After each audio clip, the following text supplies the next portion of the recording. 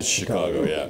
Rick Telander. Let's go to Rick Telander on the phone right now. He's a senior sports columnist at the Chicago Sun-Times. Rick, thanks for joining us. My pleasure, guys. Hey, Rick, you have covered many, many big games in Chicago Cubs history. Where does last night's win, the first clinching win at home in a playoff series, where does that rank? It's right up there because in baseball, there's been a huge drought. And, I remember so well 2003 being there at that NLCS game, and that's the 5 outs away from the World Series game, now known as the Steve Bartman game. Could be the Moises Alou game if you wanted, but yeah. People were ready to party by the thousands, the tens of thousands, just around Wrigley Field. I think there were 30,000 people outside the park when that was going on. Of course, that was a big dud, so there was never a chance to celebrate. There's been the Bulls championships, but, in the Super Bowl, the Bears in 1985, but those all happened away. So this is one where people got to see it. They stayed in the park.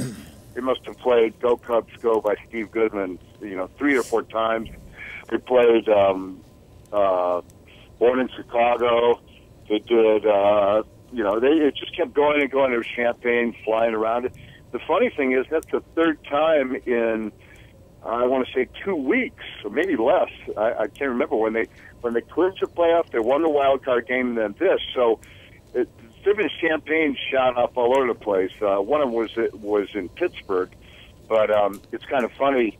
Joe Maddon, the manager, has a contract with Binny's, which is the big liquor store department. The multiple Binny's locations in Chicago, and they've had an ad on all year, and he's shooting off champagne. It's like blow it up in his lap. It's pretty funny.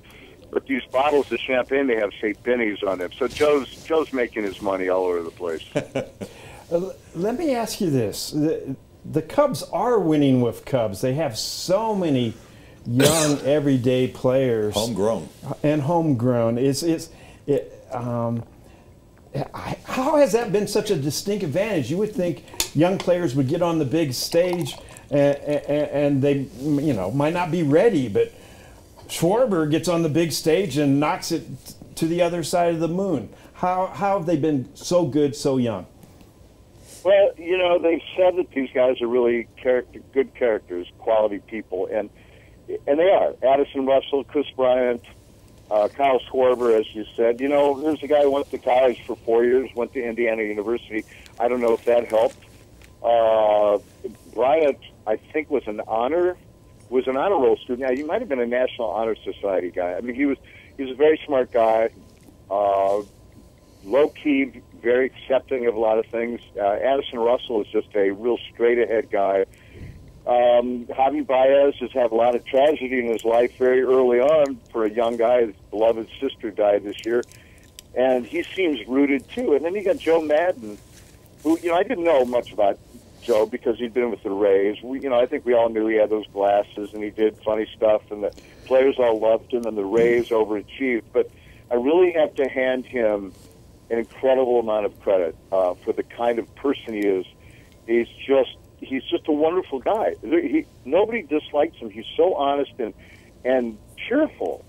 A lot of managers are decent guys, but this guy is truly cheerful, not in a goofy way, but he just, if you say to him, like, I asked him a question. I said, well, this is kind of a strange question, and before I could even ask it, he said, hey, I love strange. Come on, bring it on. And there's something about his demeanor that makes all these young guys just relax. And as he said, it's a process. They don't talk about winning. They really don't. It's not go out there and beat these guys, or we got to do this or that. He just says, do what you've been doing. They're 49-19 in their last, 68 games? Yeah, my math, or 78, whatever that is. 68. And they're just like a steamroller. And you talked about the power of Kyle Schwarber. That home run he hit last night, we saw it a little bit as it went off his bat, but the sky was kind of an odd color, kind of not quite dark yet, so you couldn't see it outlined against the sky, and then it vanished. It truly disappeared, and we're like, okay, that either went, bounced back onto the field somewhere, we didn't see it, into the stands, or onto the field, or into the vines or something. There's another homer in the Gloman. Over this Budweiser sign that's 50 feet high out in right field, this new video board. It's like, but nobody on the other side reacted. Nobody out on Sheffield where, the ball would land, and nobody in the building across the street reacted. The thing landed on top of the scoreboard. I guess a helicopter saw it. A few things. First of all, Rick, I'm so envious because as long as you and I have been writing columns, nobody's ever wanted to call me a senior sports columnist. I think it's time for me to ask for that in lieu of a salary increase. Yeah, senior works, doesn't it? Addison Russell sounds like an intersection on the way to the ballpark. Is there? That's what it sounds like to me. But following up on what Mark was talking about, and Rick, bail me out here. Every guest we have on it talks about baseball, and I go, Joe Maddon to me meant more than 10 games, more than 10 victories for the Cubs this year. And you sort of set that up, and I'm teeing you up again, but with his demeanor, with the way he handles players, with the way players want to play for him, we saw that with a pretty average team except for great pitching in Tampa, and he comes in and does the same thing in Chicago. Is he the best manager in baseball? For certain kind of players, certain kind of teams, there's no question. I don't know what kind of a team this wouldn't work for. Maybe for a team, a bunch of crusty old veterans who are set in their ways. Would he be the best guy for the Yankees? I don't know. But I agree with you, Woody, about what he did in Tampa, and certainly what he's doing with the Cubs. You got on the Cubs, you got guys like Anthony Rizzo and Starlin Castro, considered old guys, and I think they're 25 and 26 respectively. And Dexter Fowler is definitely the old guy, and I think he's 29? He might be 30, but I don't know. But he's just antique. So maybe he is the best manager with players who will listen, who are not formed in their ways, who are joyful, who are not just really hung up on some kind of issue that doesn't have to do with just winning and playing baseball. Because you see this guy and you think, why can't everybody be like him? I'd love to play for him. I can tell you that. I've seen him enough to know that he knows when to diffuse things and take things seriously. But he had all these guys after Arrieta threw that no-hitter out in Los Angeles. They're all wearing onesies. And they were going to wear those onesies, those really dumbass pajamas, no matter what. It had nothing to do with the no-hitter. And so Arrieta, I believe he showed up on some TV show wearing his pajamas, and he didn't care. It wasn't like we're doing this just to be nuts, but if they're doing it because this is baseball. Baseball will grind you down to a pulp if you let it. All the games, all the travel, all the worry about your slump that everybody goes into, or your slider, or you can't get your curveball over, or your, things just happen during the course of this long, long season.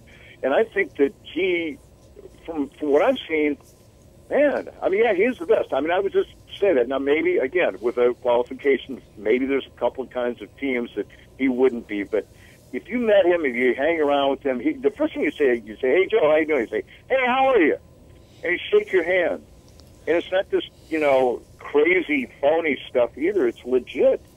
It's just, I don't know. I was dubious, but not now. Yeah, you play the game of baseball. You don't work the game of baseball. And he actually remembers that. And that's kind of what I liked. You had a manager there once like that when he finished much of his career here, was Don Zimmer.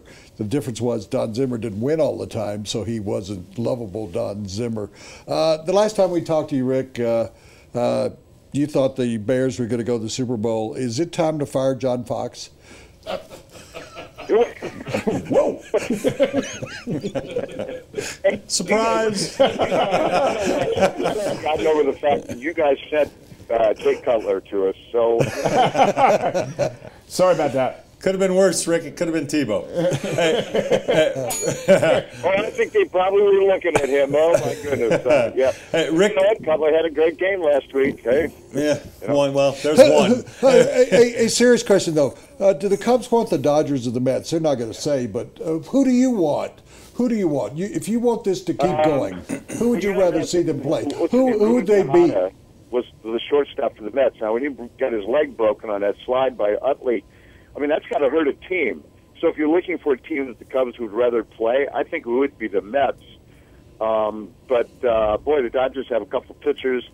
You know, I don't know. I don't think any team really wants to play the Cubs right now. How do you figure this team out? You know, they'll pitch Arrieta a couple times, I guess, and you got John Lester pitching, and they had 6 home runs the other night by 6 different players in one game. That's crazy. Yeah. Hey, Rick, do you do Twitter? Yeah. Okay. All right. So they should. I'll look. So if people want to read your stuff, they should go to ChicagoSunTimes.com. Yeah, go to that. And we should mention, we never bring this up. I never bring this up when Rick's around, but people should be aware.